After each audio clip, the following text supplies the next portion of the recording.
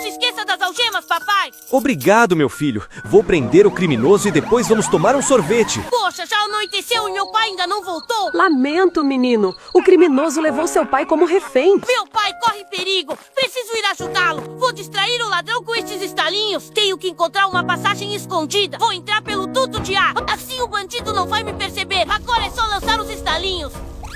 O que está acontecendo aqui? Vamos logo, papai! Falta só um like pra eu te libertar! Clique em todos os botões desse vídeo para o Naruto conseguir libertar seu pai. Deixe seu like. Clique no botão de mais embaixo da nossa foto de perfil. Vamos ajudar o Naruto.